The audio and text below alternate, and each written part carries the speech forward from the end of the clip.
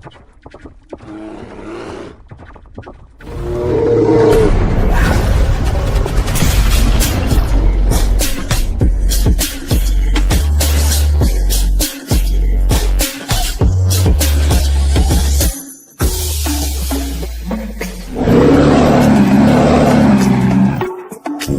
to Bare Bones.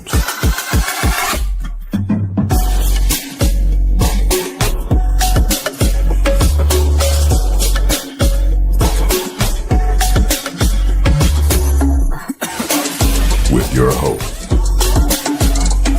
Danny Meehan and Dr. Mason West.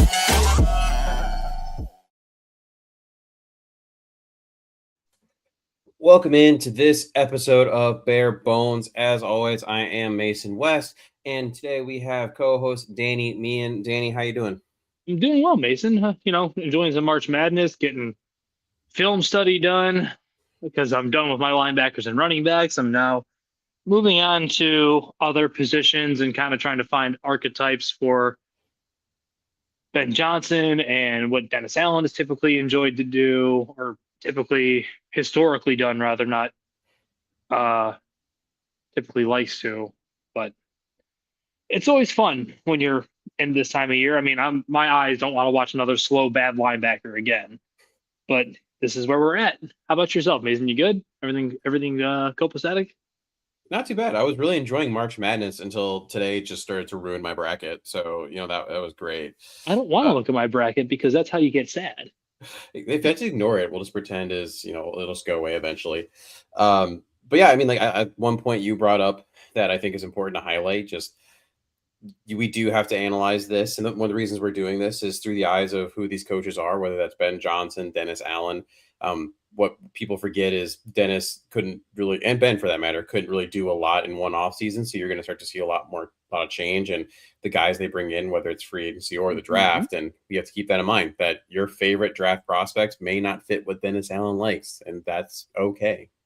Yeah, it's just the nature of the beast. Like, I think I actually had someone, this wasn't on Twitter timeline, but someone was like, God, I really hope the Bears draft Cassius Howell. Cassius Howell is a good football player. Cassius Howell has no place in Chicago. Like a small, bendy, limber pass rusher off the edge. Just not his style. That's just not what Dennis Allen wants to do. Like the most idealized form of him is obviously of what Dennis Allen wants is Cam Jordan. And that guy's going to Canton one day, probably. Yeah. But overall, look for big, tight-hipped, powerful, run-stuffing, edge-setting defensive ends. That's what he wants. And there's nothing wrong with that. It's just his style because, Mason, you played football. I've coached. We played, whatever.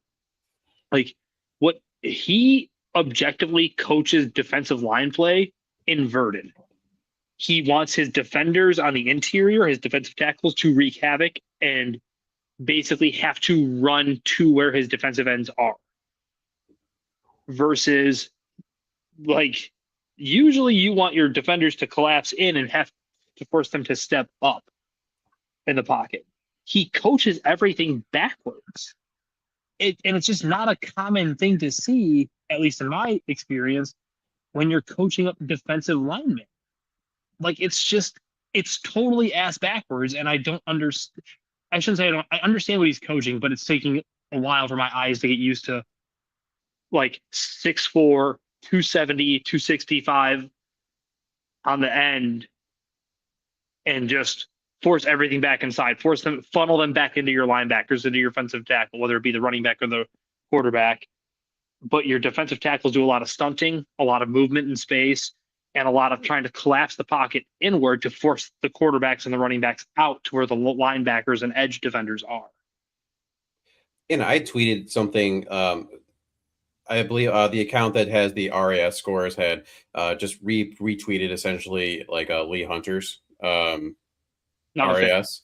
And it's just, he's not a fit. I mean, he's a good football player. I think he looks weird with his tiny legs and big upper body, but I mean, he's a good football player. But again, he's just not a fit. And that was something that people got really upset about But when you look at, and Jonathan Wood, at Jonathan_Wood1, if you want to follow him, a good follow, replied saying Dennis Allen hasn't been involved in drafting a defensive tackle who is more than 300 pounds higher than round 5 since he started New Orleans 2015. So guys like McDonald, Banks, Hunter are all guys Bears will consider, in my opinion. The 1 to 2 D tackles who fit what Allen typically likes are a pretty short list. And he had guys like in round 1, Peter Wood, round 2, Grayson Halton, who might be making an appearance today. And then some middle to late round guys like Caleb Proctor, Skylar Gill Howard, Landon Robinson, Zane Durant, a couple other ones. But essentially, yes, we do this every draft season where we say, hey, this coach likes this thing. And then our personal opinions, and this is the colloquial hour, not you and me, take over. And it was like, I love this player. And it's like, I get it. You love this player. But do they fit this specific, what this coaching staff wants? They might go off of that in the late rounds. But there's a reason why certain teams will have, Caleb Downs just off of their list. Not because he's not going to be a good football player, but because they don't necessarily feel that spending a top 12-ish pick on a safety is worth it, and that he doesn't fit maybe the measurables that team wants at safety. I think it's a fantastic safety, and I wish the Bears had a chance to get him, but there are teams that just literally will not draft him. Right. And I think we also need to just reconcile the fact of you can love a football player and also say, hey, this guy is a square peg in a round hole. You don't have to like how Dennis Allen coaches his system. It's how he coaches it, for better or for worse. It's just what he does. So you getting all bent to someone, or not you, obviously, Mason, but like the colloquial you as a fan or as an armchair draft analyst, as I fancy myself or whatever, like you have to just accept the fact that a player you love to watch may not even matter for the Bears. Yeah. In this instance, like might be off their board entirely. Like to your point with Lee Hunter is what the Texas Tech defense was built through and around. He is a fantastic defensive tackle. He's also enormous and slow. Guess what Dennis Allen does not want? Enormous and slow. Yes. Like he wants Brian Brisset, who is 6'4", 298 pounds, and ran a 4.98 40 or something like that. Like he wants small, nimble, light on their feet players. Now, I will say, I think there are exceptions to rules if you're kind of in alien territory. Like I think Kristen Miller, when you watch his tape, is a bit of an alien. He's got great feet. He moves well, and he is 312 pounds or whatever it is. But he's like the one exception in this class where it's like if they took him at 25 or in a small trade back at like 28 or whatever, pick your number. Like, sure, I could see it. Do I think it's entirely likely? No, I don't, because he's clearly he has a value system. And say even with the square peg round hole thing, Mason, let's say they take just the quote unquote best football player. Are you putting them in the best position to succeed in this system and style by just shoving them into a 7 techniquing giant, be 265 pounds to set the edge if you're 245 and a pass rusher? No. So then you're going to get mad that they're not accentuating his attributes, but then you're also mad that they're not taking the best football player. So you can't do it. You can't have it both ways. I think the Athletic Football Show talked about this kind of to an extent. It's not exactly the same as how you're saying it, but Robert Mays highlighted, because who was it? So going back a little bit. So actually, it's fine. I'll just go into it. Robert Mays highlighted that basically the player that is Ashton Genty is fantastic, but the drafting of him with the state of how that offensive line was for the Raiders was not enough to be able to highlight and accentuate what Genty can do. So basically, he was just put in a terrible situation. And now that's obviously a little bit different, like I already said, but to an extent, like, yeah, you're also not going to ask, and it would be bad for the player and bad for the system to ask a large, slow nose tackle to try to get upfield and create havoc when that's just not what they do. Also, in addition to that, I don't need to spend a round 1 pick on that. You can get a player like that in round 2. Like I had a big citrus, Dominique Robinson, in my very first mock. You can get him in like a round 2. Like, well, why do I need to spend a first round pick on a 1 tech? I just don't. Yeah. nose tackles and one zero techniques, one techniques, you can find them in rounds 4 and 5, and they're fine. They're enormous, big, don't get pushed around people. Like, that's not exactly hard to find. And I'm not trying to like diminish what they offer, but it's kind of true. It's like the same thing as I like the the like running backs that are like 3 yards in a cloud of dust type that just take what's given to them. But you can get that guy in the 6th round who just runs hard and does what he's told to do. Like, that's not hard to find. It's when you see your Jeremiah Loves, your Bijan Robinsons, your pick your transcendent running back talent, and you're like, yeah, he doesn't need a system. He needs a line still, but he doesn't need a system. All right, well, we're going to dive into that because we got a lot of picks to get through today. That's my fault. That is 100% your fault. I saw your mock, and I was like, "Oh, this is the Danny show today." All right, but that's good. That's just more prospects to talk about. Forgot I did that. Okay, so mock draft 4.0 round 1. I'm going first here. Round 1, pick 25. I just really wanted to highlight an example of what could happen. I'm not necessarily saying this is how I would go, but something that you could see is them push for a safety. Obviously, there's your top one, like Caleb Downs. He's not making it down there. There's another safety that I know I'm a big fan of, but I also don't think we'll make it to this point. So at this point, if the Bears were motivated to do so, didn't love some of that edge and defensive tackle talent, and they wanted to add to their secondary, which we've seen polls do before, they could go with safety out of Toledo, Emmanuel McNeil-Warren. 6'3.5", 201-pound senior with 32-inch arms. That's important because his game is length. He ran a 4.52 40-yard dash, 9.13 RAS, which is pretty fantastic. He had the highest single season run defense grade amongst all safety prospects since 2015 at 95.0. He's 1 out of 2 safety prospects since 2015 with a run defense grade greater than 91.0 and a career pressure rate greater than 1/3. His physicality, ability to cover ground, and closing speed stand out most on his tape. He's rangy, can play well downhill, most valuable near the line of scrimmage, size and toughness to bolster run defense, adequate anticipation from off coverage, triggers well to the action with his ground gaining strides, can man up on tight ends and athletically to stay with them on routes, throws off the timing and not backing down to bigger receivers. He has used the peanut punch to his advantage with 9 forced fumbles. Now, on the negative side, he will use excessive movement with wasted steps on run diagnosis. Downhill dives open him to loss of containment against the run. Not a versatile coverage piece on the back end. If you want to use his safeties interchangeably, then Emmanuel is not your guy. Inefficient footwork when covering in space. Backpedal can be a bit choppy. Struggles to stay connected to vertical speed. Impact as a true single high defender will be determined on continued growth of instincts. So he's a rangy tackler, but needs to quiet his feet down when diagnosing and flowing downhill to tackle. McNeil-Warren might be pigeonholed schematically, but he's really good at what he does.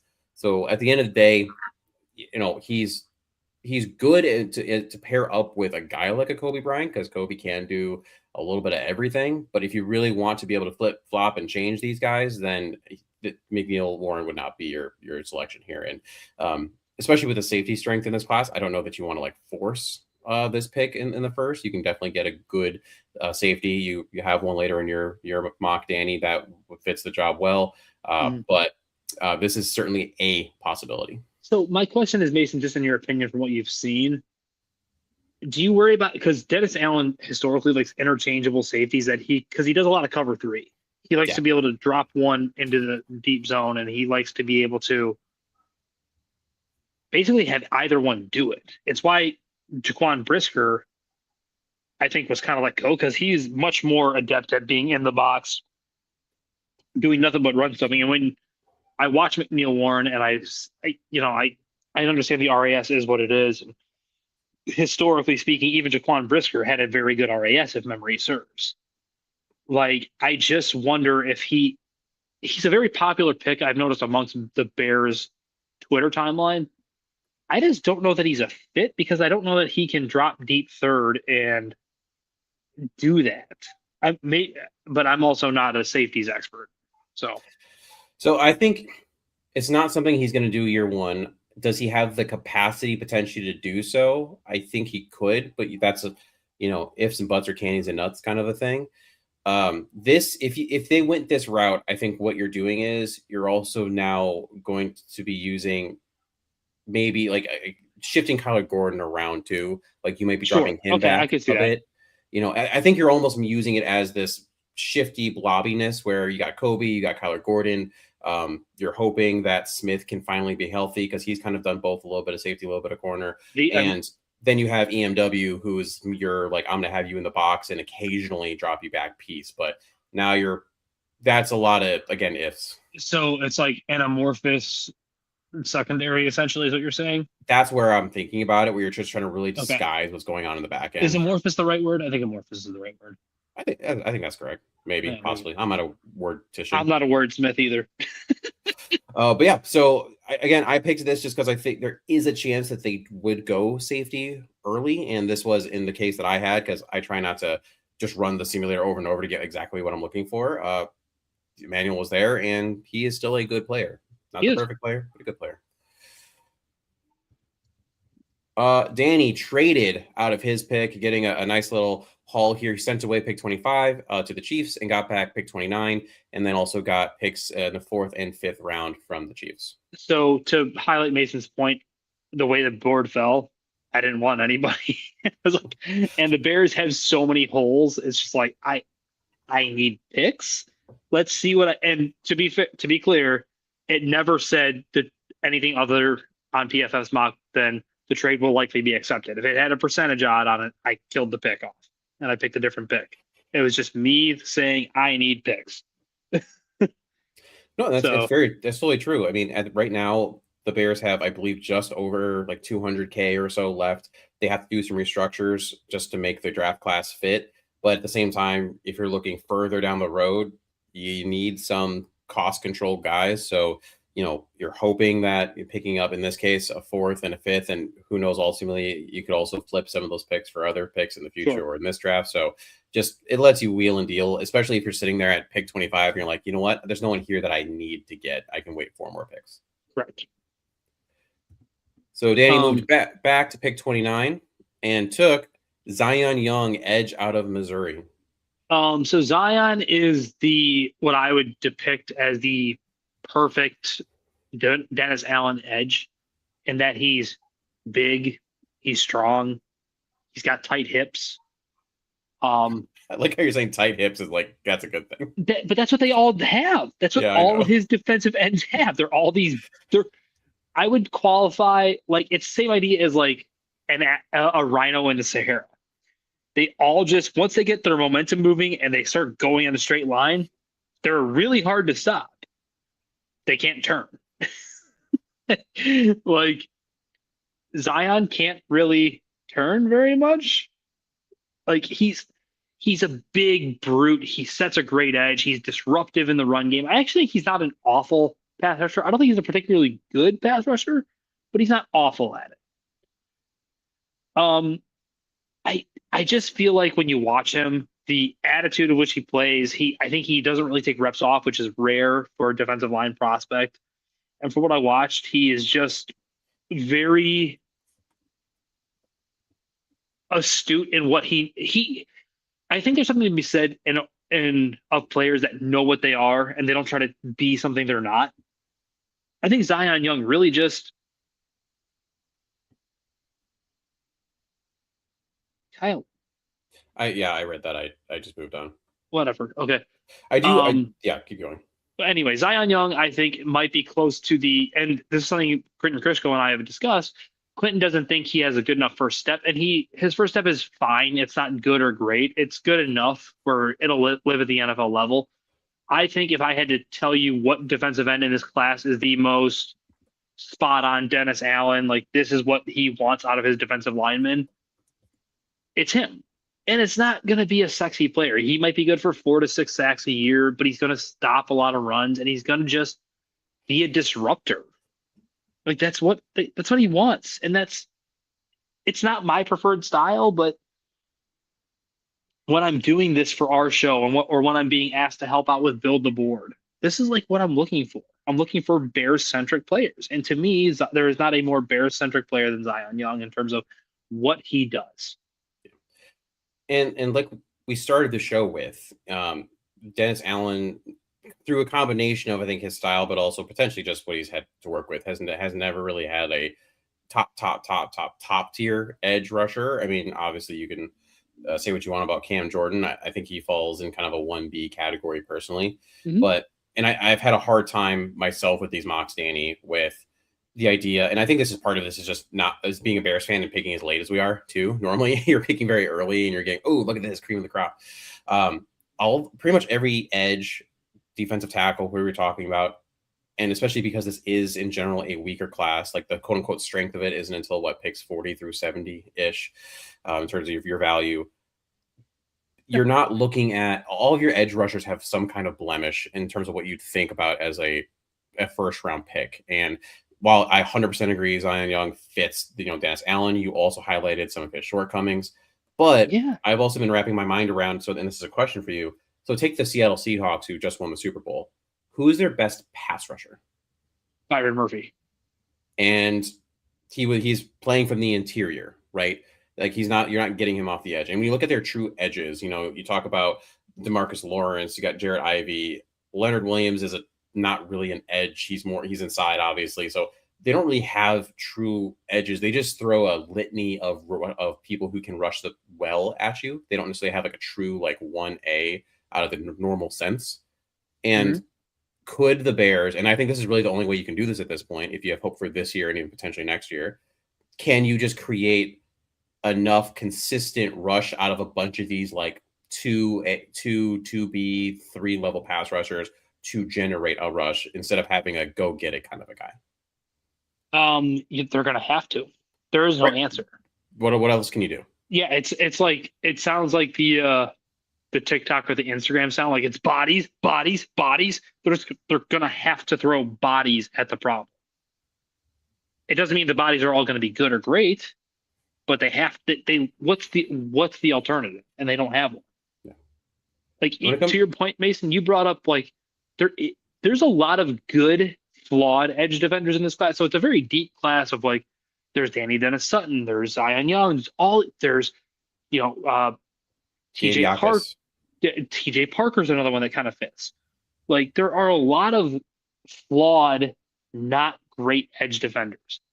Who's the star? There's not one. Even the stars at the top are a guy who is a half linebacker, half edge, and a guy who's got T-Rex arms.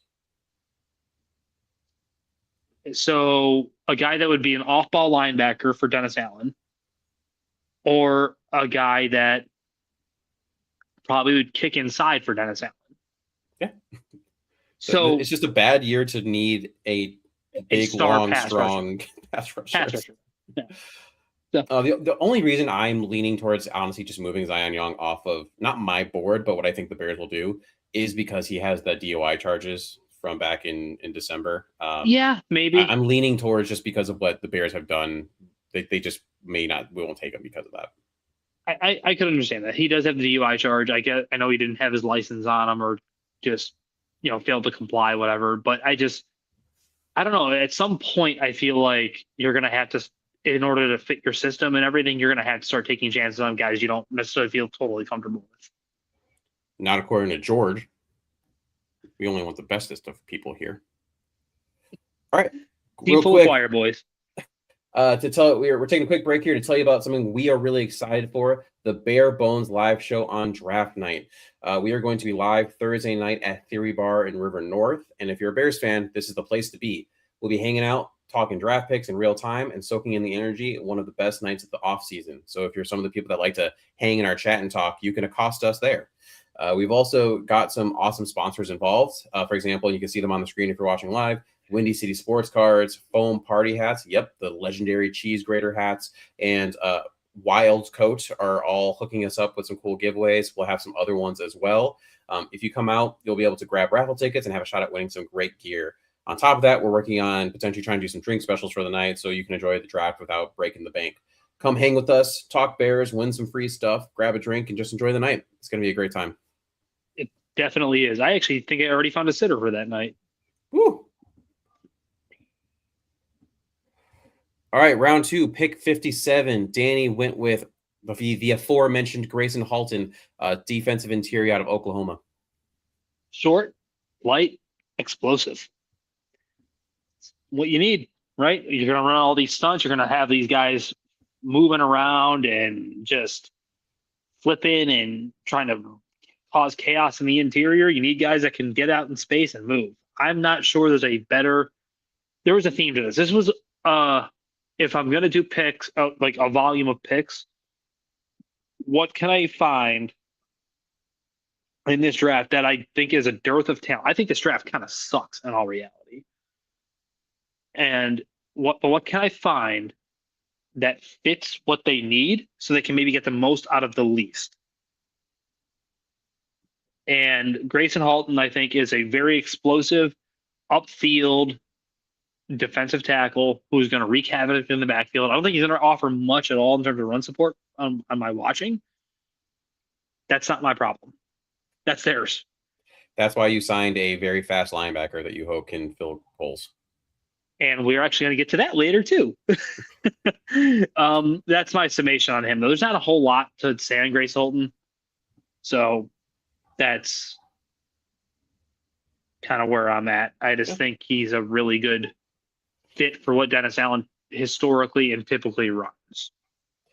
And he's been on my radar as someone who I've been kind of looking out to potentially, draft and talk about on this, because exactly like you said, he just, from every facet, fits in theory what Dennis Allen wants out of his defensive interior. It's just a matter of, does he make it to their pick here at 57? If I may, I've got my draft notes pulled up. I have upfield quickness, first step merchant, wins with movement and lateral agility. He shoots gaps and stresses protection angles of the interior offensive line. Not an NFL run defender. Finesse, not a power player. Thrives in space, thrives with stunting and ability to pressure downhill. There you go. That's my notes. It's what it is. No, it fits the mold. My pick at 57, I also went defense, as everyone probably realizes thinks that the Bears are going to go defense heavy here. I went with Joshua Joseph's edge out of Tennessee. I was very curious and kind of wanted to go more of the second wave of edge defenders. 6'3", 242-pound senior with 34.25-inch arms. Was in attendance at the combine. Reports indicate he didn't participate in on-field testing, opting to wait for his pro day. So we'll see, how he's moving in the pro day. Hopefully he runs. Just curious to see what his 10-yard split's going to be. He had 104 tackles and 9.5 sacks in his career. On the positive side, I think he can still fill out his frame and has a pretty massive wingspan. Like I said, 34.25-inch arms. Effective use of length to stay separated from blockers at the point. He spills runs to the perimeter runs well when taking on blocks. Physical and has shown solid strength at the point of attack as a run defender. Quick to react to the snap and accelerates off the line of scrimmage well to win or at least threaten tackles with speed around the edge. Rushes with a lot of effort. So high motor guy, and throws his arm to generate strip sacks. On the negative side, but aligns with what Danny was talking about earlier, that he has a bit of tight hips, which forces him into a more limited linear rushing attack. Stop me if you've heard this before. I don't love his bend necessarily. He doesn't sink well and trim the edge tight enough at the top of his rush. Ankles are also stiff, which hurts his ability to corner consistently and finish off his pass rush with sacks. I think that's why he only had about 9.5 in his career. Does not generate enough leverage or power for more of a speed to power conversion, and his hands and feet aren't always in coordination. Not a natural bender, so adding go-to moves and a functional inside counter and a better rush plan is going to be super important for him. If he adds weight and continues just getting that schooling and some of those tools and some of the moves, he could definitely deliver more consistent production than he's shown thus far. So he's definitely more of an end of the second, top of the third round value. I comped him to Jalix Hunt. Oh, I could see that actually. Yeah, which again, in a not a great draft, getting any value at the edge, it's going to be more, you're hoping for these guys to just, take some leaps versus what you're already seeing there. Mm-hmm. All right, round 2, pick 60 for Danny. Safety I took, I believe, in the first mocks we did of this offseason. Yeah, it's a while ago now. Kamari Ramsey, USC safety, a guy that I definitely like. So probably your prototypical modern safety for what's asked a lot of safeties nowadays. Interchangeable. He can do either in the box or deep third coverage, typically, like I mentioned earlier with Dennis Allen. I think he's a good, if not very good athlete. I'm not sure he's a great athlete. I think he's very comfortable in spot drop and ability to like just be in coverage. He's not uncomfortable at all. My issues with him are for a guy who looks like he should have had more ball production. He does not have a ton of it. Nope. A guy built like he is, he's not a small man. I think he's like 6'1", 206, 210 pounds. Like he should be a little bit better in the run support. He's not particularly great in that. And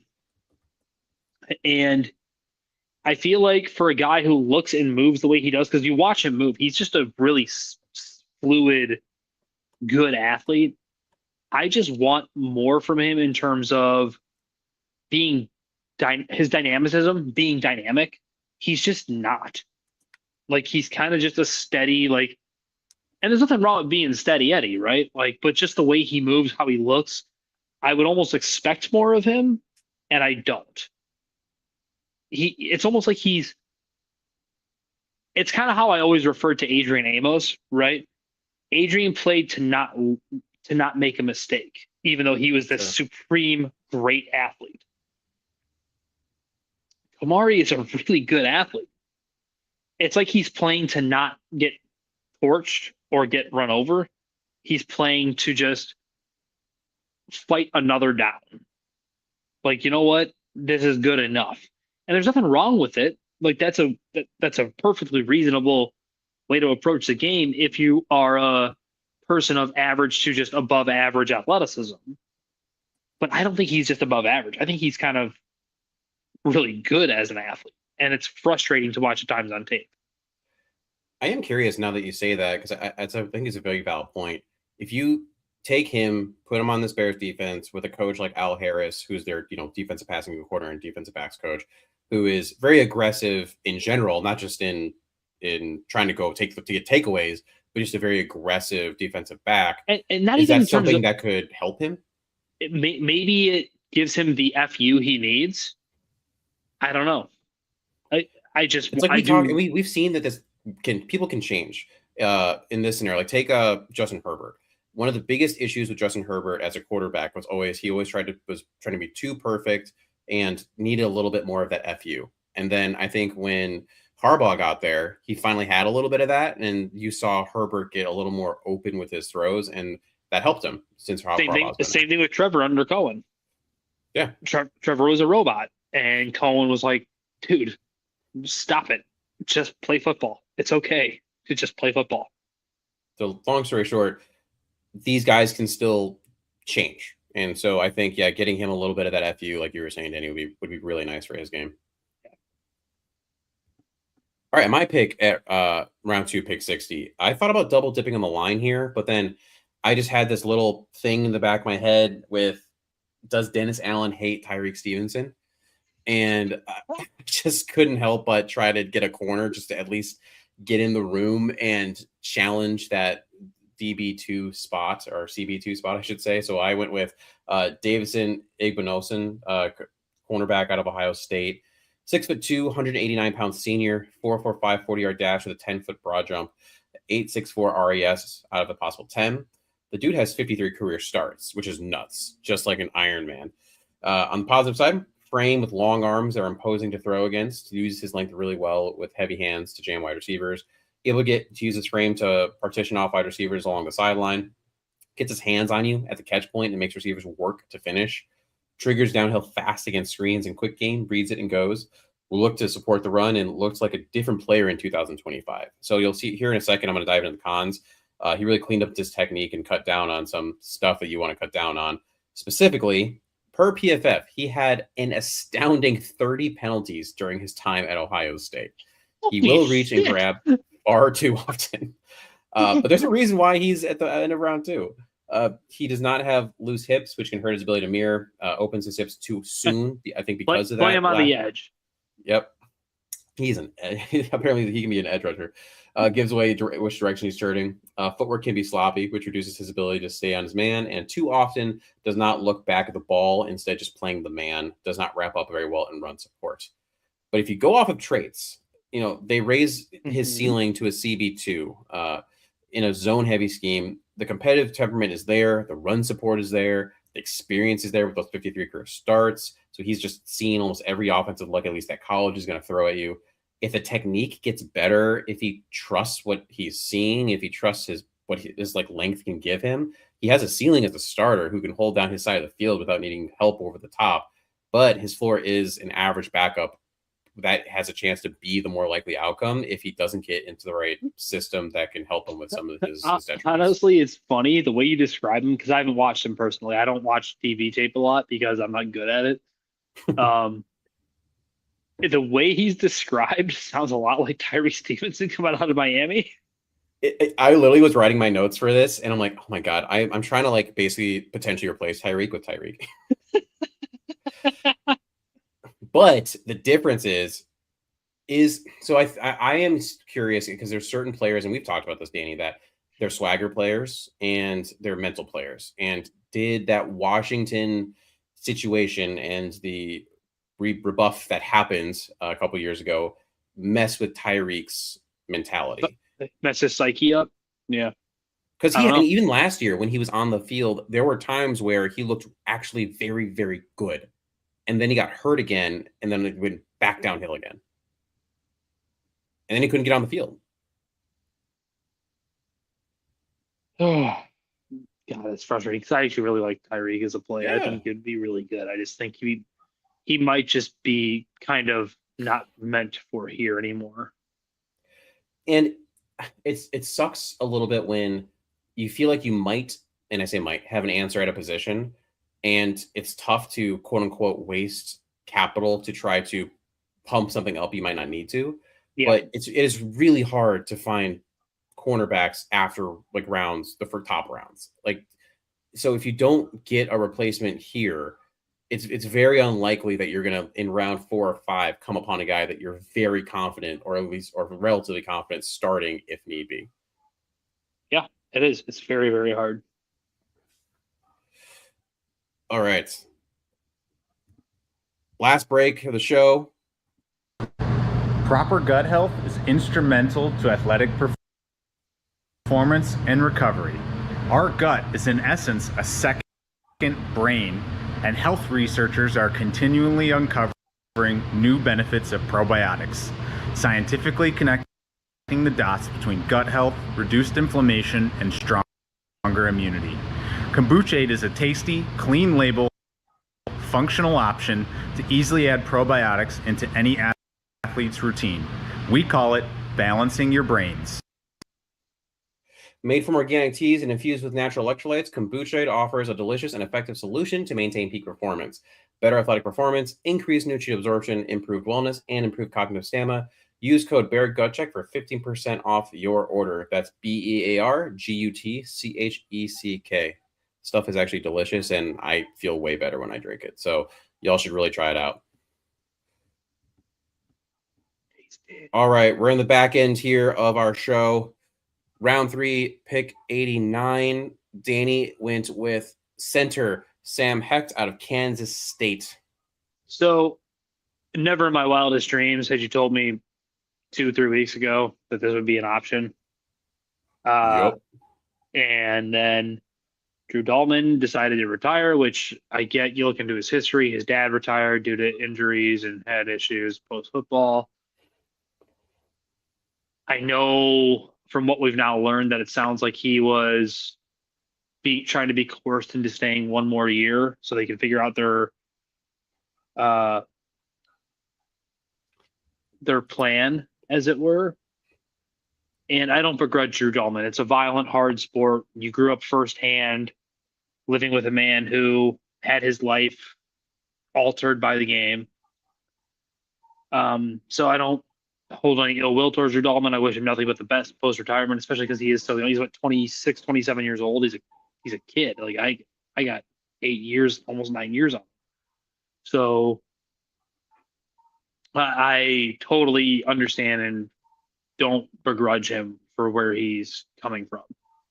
But Sam Hecht, I guess the Bears had a large cohort of people there to watch his pro day at Kansas State, and I believe it's Lawrence, Kansas, right?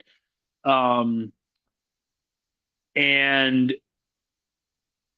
it's one of those things. He's big, he's athletic, he moves well. He's probably the most highly coveted center in this class. I'm not entirely sure that he would start right away. I think that'd be more an offensive line guru question. I was picking based off of traits and what I read on the internet, not what I watched, because I don't pretend to know interior offensive line play. But it felt like it feels like center is much more meaningful for the Chicago Bears than it is for other teams where they don't want replacement level average center. Yeah. They want a brain, a very good athletic center. And the reason I settled on Heck wasn't just a large contingent of people there. It's when you look into him, he's 6'4", he's 300 plus pounds. Who was the center in Detroit under Ben Johnson? It was Frank Ragnow, who's also another big athletic center. It feels like there's a reasoning for this. And I'm not trying to delve too far into it because, contingents show up to pro days all the time and you never know who they're actually looking at. But this just felt really significant when you piece it all together. And going back to the Dahlman thing for just a quick second, he mentioned right at the end of the season that this was happening. So the Bears have known for a while now that, at least this is what reports have said, that this was going to happen. So the good news is, they've had the time to do the homework, and it's not just like and you've seen this with other teams. I mean, think about the Lions. I believe it was when Ragnow retired. Actually, I mean that was pretty late in the process, if I recall correctly. So Dahlman still did them a solid by letting them know early. It's funny, you picked Hecht, because, and I'll just kind of blend this into mine. Because at round 3, pick 89 for me, I ended up going with Jake Slaughter, aka Professor Pancake, the center out of Florida. I actually was looking to draft Sam, but he had been taken a couple picks earlier, and I wasn't going to trade up for Sam. I just wasn't. When I thought I still like Jake Slaughter, I have him graded as like a round 3 to round 4 kind of a guy. I do have Hecht a bit higher, but I mean he's actually a very similar build.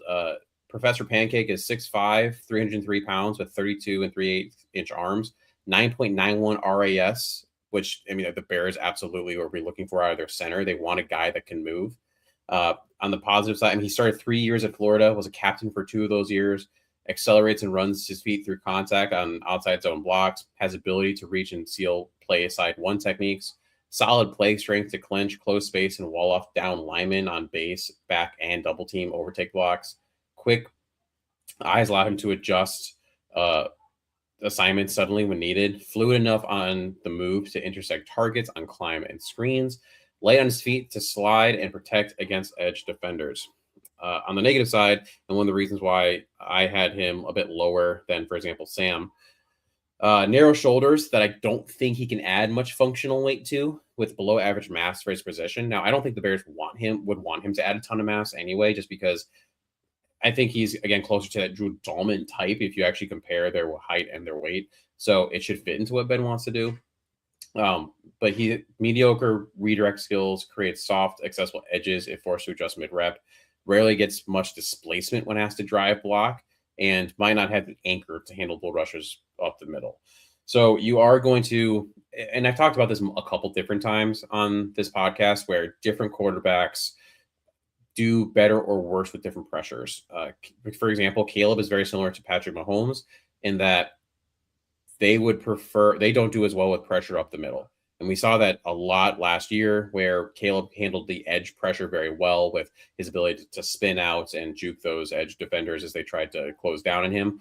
But if you get a push right up the middle, Caleb does not handle that quite as well. So that lack of anchor on that bull rush, if you have a guy like Tavondre Sweat, who can still give some pass rush and he's really supposed to run up the middle, I think that Slaughter would have a bit of an issue with that compared to a guy like Hecht or even Parker out of Duke is another guy I think who is a bit of a better anchor. Agreed. So just that's why he's a bit lower than, for example, who Danny took earlier in Sam. Yeah. So can we just touch on something, given that we are the show that focuses on like injury and body composition and things like that. Mm-hmm. So when Mason mentions things like more narrow shoulders or something in the NFL, when you're breaking down these prospects and stuff, especially guys that are 20, 21, 22 years old, you're trying to project an NFL frame. And when you do that, you have to try to do your best to look at things like their knees, their shoulders, their ankle width, things like that, because that is projecting how you're going to carry weight. And if your body can distribute it properly through muscle or fat. If you see some of these guys that have really narrow ankles or knees that aren't super big and strong or shoulders that are really broad, it's going to be hard for these guys to project into weight gain. You can be 6'4" and it's this guy should be projecting into gaining more weight. But if he's got these narrow shoulders and really slender frame down through his hips, his knees, and his ankles, chances are he's not going to be able to put on much weight because he's not meant to. He's just a smaller, more lean human being. And I know sometimes I've come across questions in my comments or in my DMs where it's how do you know that? It's well, you look at them. You physically look at their body type, and it can tell you what they're going to potentially be able to put on. Some guys can only maybe handle 5 to 10 pounds. Some guys might be able to handle 25, 30 pounds. It's just a matter of what is their body type. Yeah, your body is very good. It's a use or lose it principle, and your body is very good with that. So if you lift a lot, you do mobility training, you have your base caloric intake and proteins and all that you need, your body will add muscle, be flexible, etc. And then the opposite, of course, if you don't lift, if you don't stretch, if you don't do all these things, then you're not going to have those things. But at the same time, the body's not going to waste materials. So if your skeletal system is a smaller one, like Danny mentioned, the narrow shoulders, then the skeletal system will not be able to support a certain amount of mass, and your body's really going to struggle to not just put it on, but to maintain it, because it's going to say, I don't really need this. This is silly.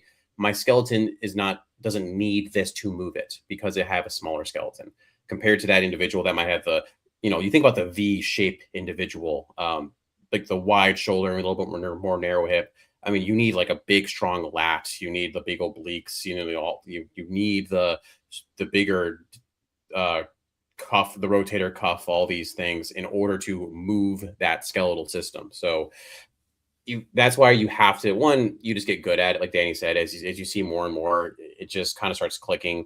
I know I started, as silly as this sounds, when I was wrestling in high school, where all the time when you're doing weigh-ins, you're looking across the lane being who's the guy that I think is weighing in at 160? Because I think I'm going to wrestle. Because you get really good at analyzing weights and body and types. That's where I got it from. I was just historically, I played football at 200 pounds. I wrestled at 165.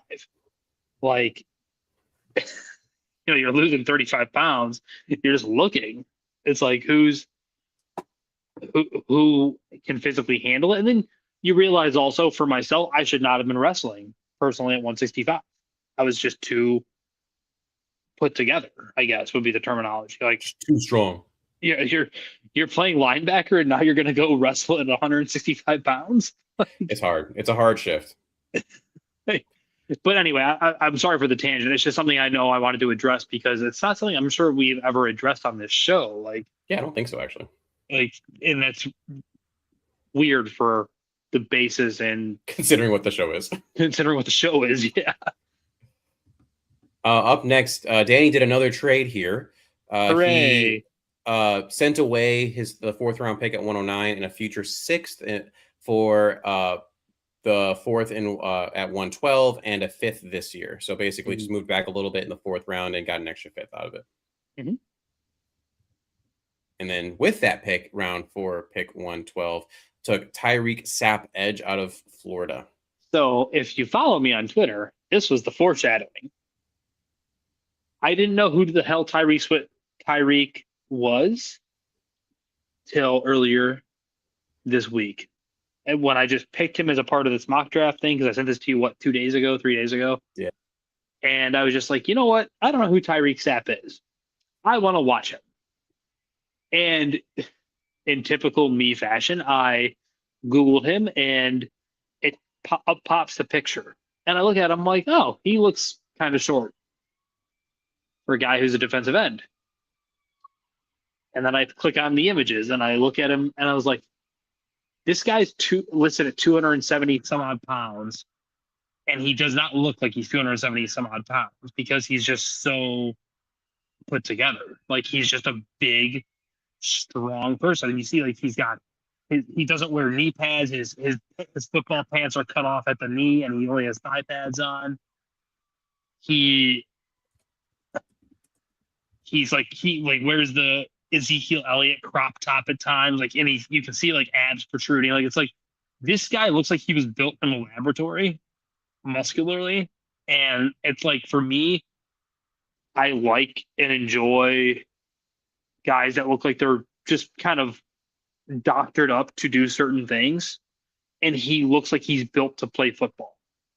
I was like, all right, let's go watch him. He's not a pass rusher. In fact, he's quite bad at it. But he's a fire hydrant. This guy does not get pushed off his spot. He's a absolute SOB in the run game. There are times he gets mixed up in the mess, but he's not giving up ground. He's not being washed out of the play. He's in fact going the other way, and he's trying to like maintain ground, or he's pushing back where he's at. He is an absolute MFer. And I think he cares. I wish he was taller. I wish he was a little bit baller. sock collar, 30-inch rims, Glad 30-inch. But I don't know, something about him when I watched him, like I feel like anyone who's listened to our show knows that I subscribe to the Planet Theory, or I believe in the Planet Theory. I think in the weirdest possible way, he's kind of a member of that theory, but not in the traditional sense of like Gervon Dexter was coming out of Florida or Keldrick Falk is at Auburn. I think he's just in a very uniquely skilled and proportioned player. And I would love to see him in Chicago. I think in a lot of ways, the way I envisioned Odangbo being used here is how he could be used, except I don't think he sucks. And I don't know, I really want to see him here. And I think just given his build and how he plays, like he's tenacious, he's always trying really hard. And I think, like I said, one of the biggest thing is if I can see on tape that you truly care, I'm probably in. And I think Sapp cares. So, and for a 4th round pick too, if your calling card is part of a rotation and you're just a nasty SOB run stopper on the edge, you have a place in the NFL. Yeah. So I think he's probably, I would put like the my guy stamp on him. Like I adore him. He's fun.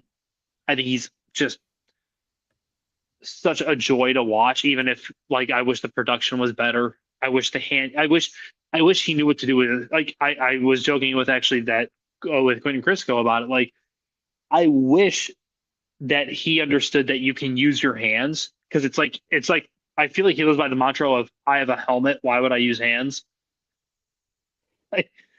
And it's frustrating at times, but it's gotten him this far, kind of thing. And I feel like Dennis Allen, or maybe it's just me wish casting it, that Dennis Allen loves him and they take him in the 4th round. But I enjoy him. I think he's a really fun, talented football player, even if he is flawed. Yep, that tracks. All right, my pick, round 4, pick 129. Try to go through this a little quick since we got a couple more picks to get through here.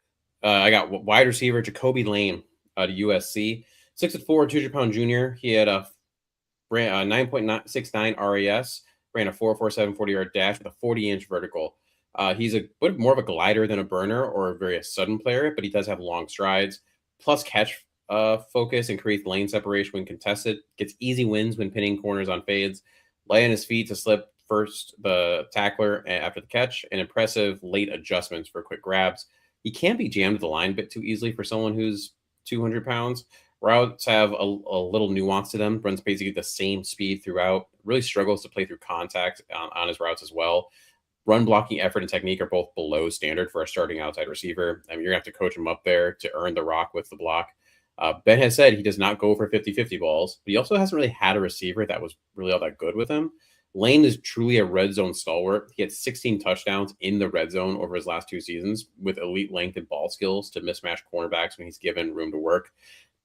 I mean, at a bare minimum, and Danny's had a couple guys like this so far this mock season, but I mean, here he's a sacrificial X. He can run fast, get down the field, and then when you get to the red zone, he will go up for the ball. And I mean, the Bears haven't had a guy like that since. I mean, this is also, I mean, a big frame like that who can go get the ball, like what, Brandon Marshall? Yeah, but even then, like Brandon was a power. I'm not comparing to Brandon Marshall. By the way, no. Just simply in terms of a guy that can go up and get the ball. Yeah, potentially. Yeah, I think it's hard because a lot. Just to kind of nitpick the comp. The comp is like Brandon Marshall played a lot of slot, but the specific go up and get it aspect, yes, absolutely. Simply that, yeah, literally like Yes. when you're inside, when you're at the 5-yard line, that you could throw it to the back pylon and feel good about Brandon coming down with it. That was it. Yeah, in that scenario and facet, yes, absolutely. Yeah, that's where the comp stops. Like there's nothing else that's similar. There is nothing else about this that is Brandon Marshall. Yeah, because I mean, think about it. I love what Luther Burden does, but he's also not necessarily a burner down the field. He's more fast and agile. Rome he's a good route runner, but he doesn't play big.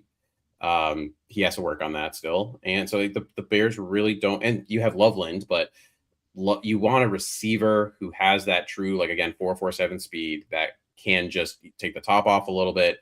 And also again, just go up and get the ball. Oh, how lovely it would be to actually have a Guwagi guy. Danny, round 4, pick 129. Bryce. Okay. Boucher, linebacker out of Oregon. Some people say Betcher. I've seen it said Betcher and Bocher. I would lean towards Bocher, but so part of the conundrum with drafting a linebacker or doing anything in this class is I don't know what the hell Devin Bush is going to be. Is he the Mike or the Will? Historically, he's been the Will. He was the Will in Cleveland because Carson Schwarzenegger called the plays. He was the Jack in Pittsburgh, which is the weak side inside linebacker at Pittsburgh in 30 front defenses. So it leads me to believe that he's probably going to be the Will here for Dennis Allen, where he's going to be the athletic run and chase linebacker in the vein of Tremaine Edmonds, just not 6'4". And a lot smarter, more adept tackling version of what Tremaine Edmonds was. And Bocher is much more akin to, if I had to give you the idealized version of Dennis Allen's Mike, it's Demario Davis, big, thick, guard to guard, coming downhill, bringing the thump, having the green dot, organizing the troops kind of thing. And Bocher can do that. DeMarco Jackson's her. Ugh. DeMarco, I think, is a fine player. He surprised last year, but I think Bocher, as an experienced, thunderous downhill linebacker, I think is a really good pick in the 4th round. I didn't expect to like him as much as I did. And then we did the linebacker show for building the board on tap, and I was just like, this guy really might fit in terms of what Dennis Allen wants from his Mike. Do I know that he's ever going to be a full-time starter in this league? No, I have questions. My question: Why is he available in round 4? Not the best athlete on tape. I think he's older. I think he's limited in terms of what you can ask him to do in space.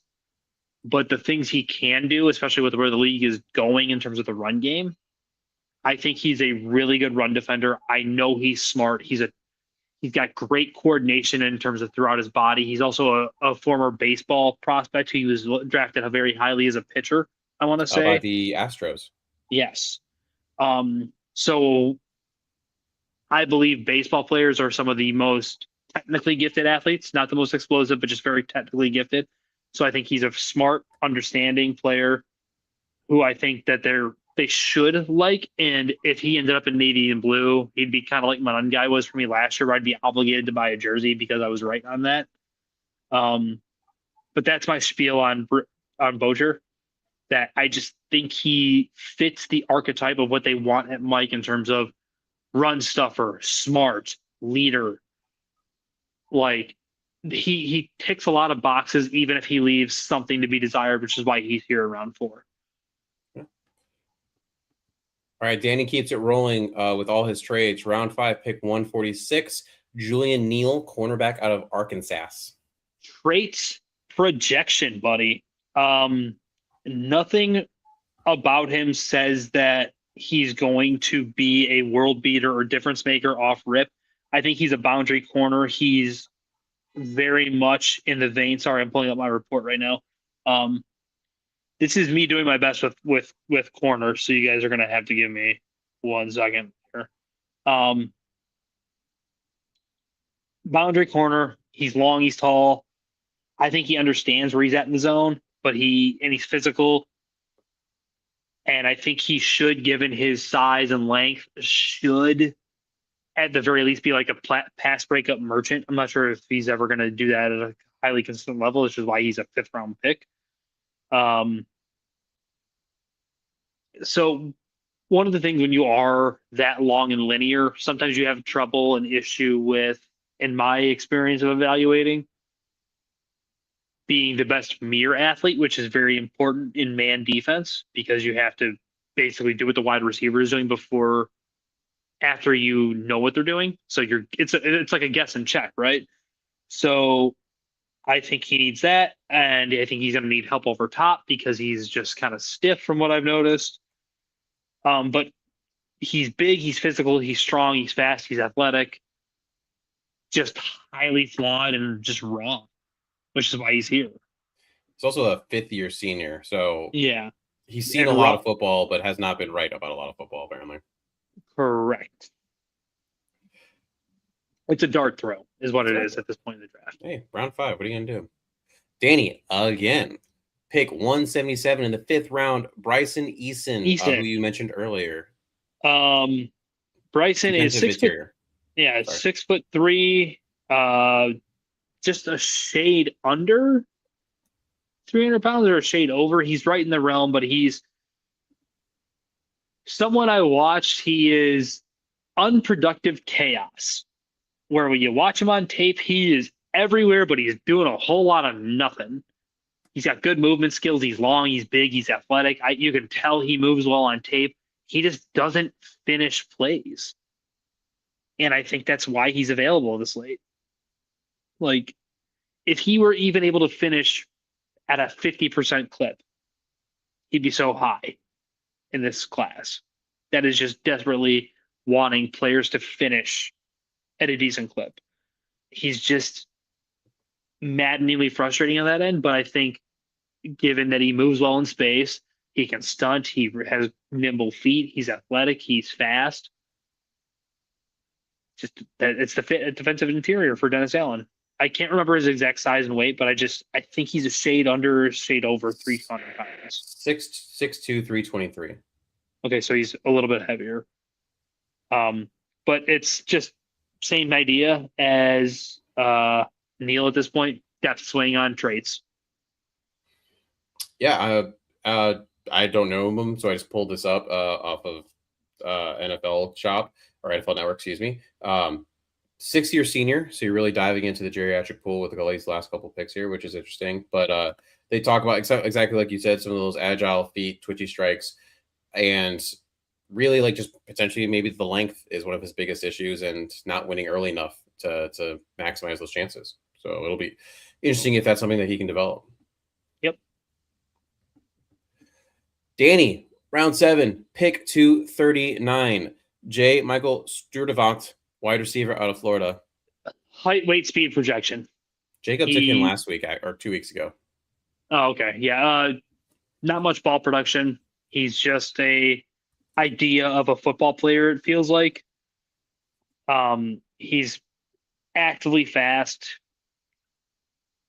but it's all you're banking on pedigree and the fact that God doesn't make them like them, kind of thing.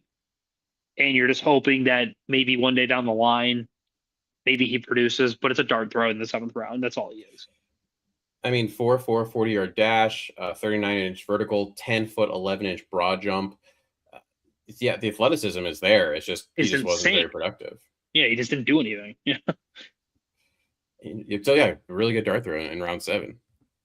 Well, if you're still here, by the way, looks like, for example, most of y'all are watching on Twitter.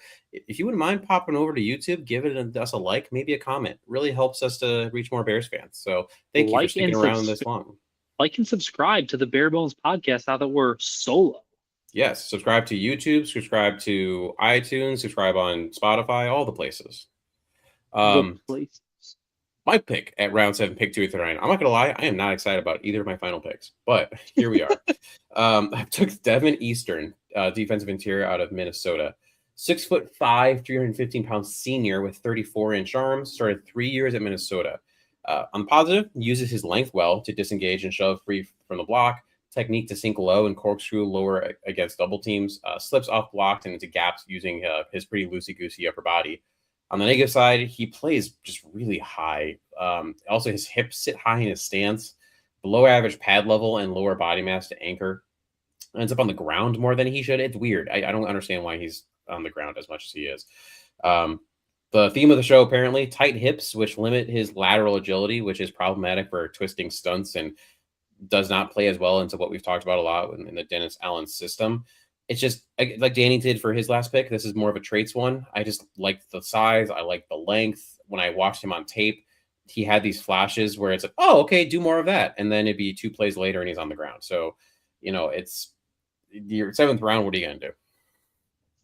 Throw a dart. All right, getting close to the end here. Round 7, pick 241. Danny took one of my favorite late prospects here, Noah Whittington, running back out of Oregon. So full disclosure, I don't think Noah's going to be here.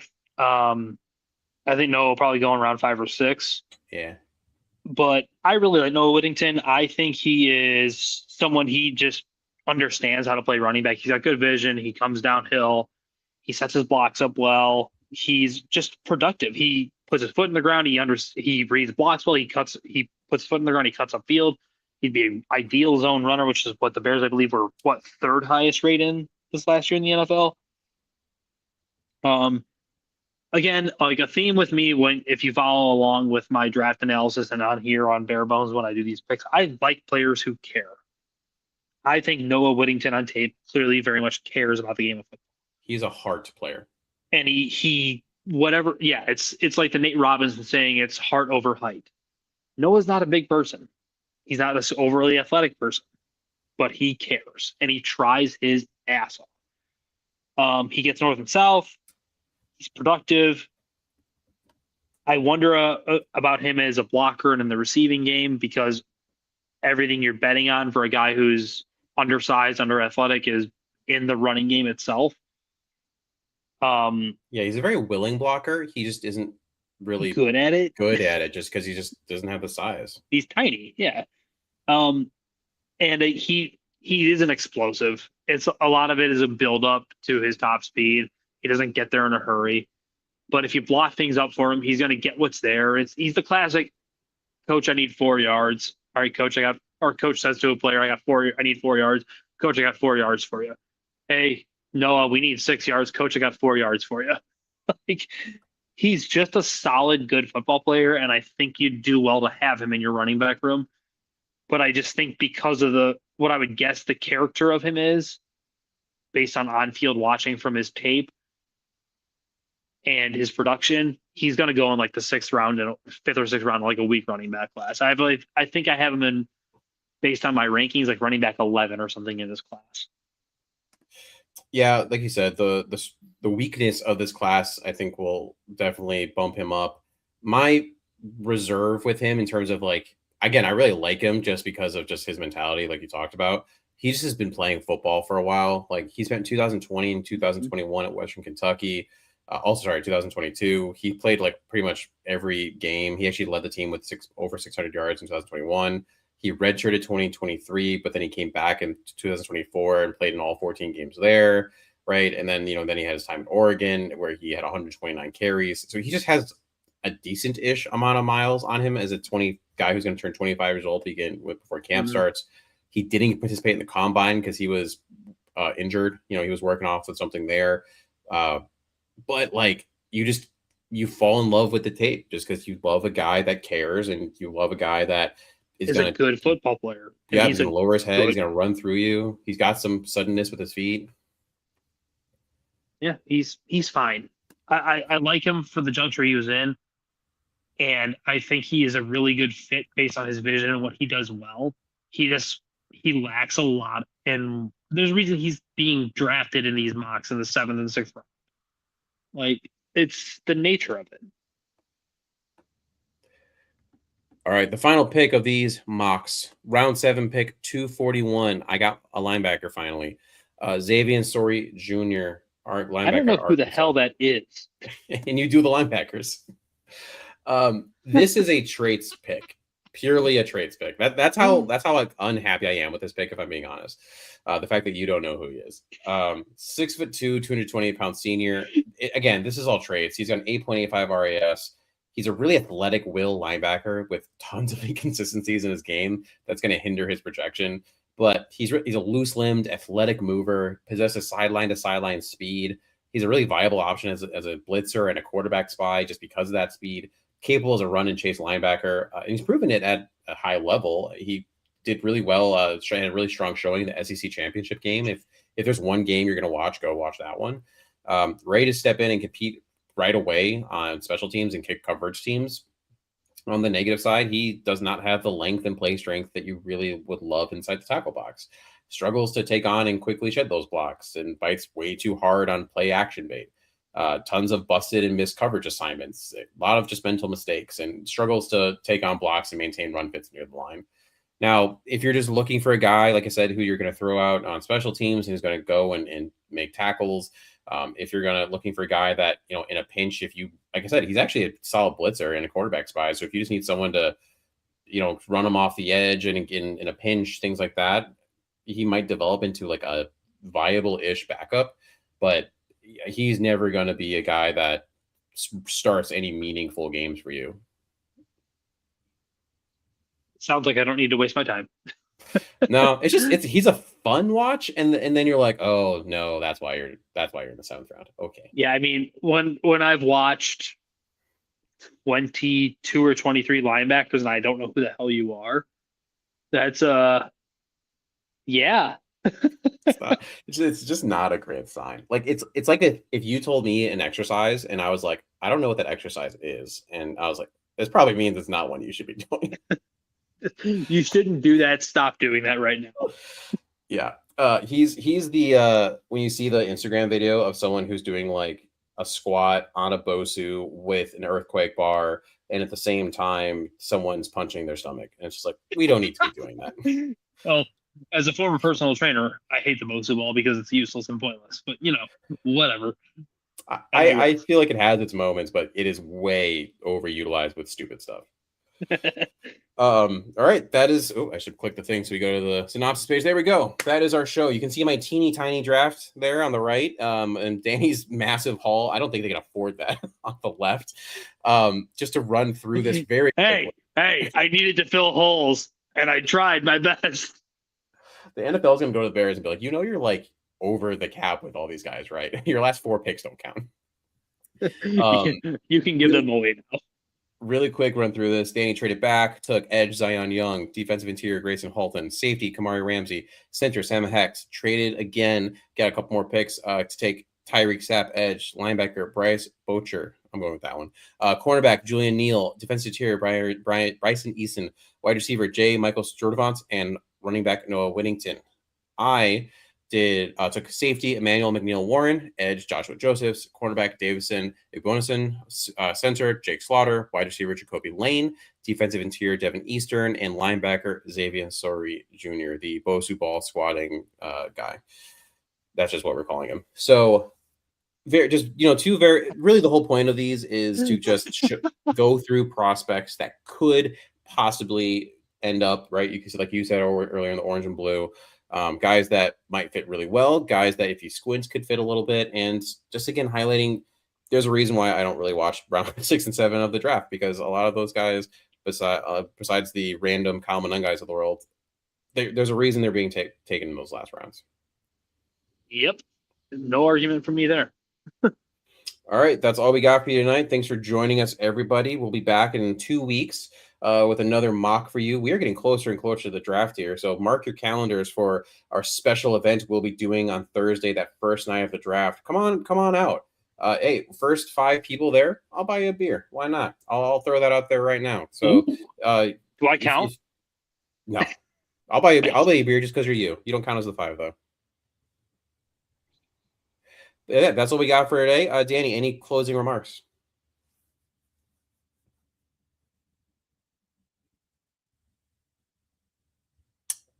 Well said. All right. See you all next time. See you guys. Bye.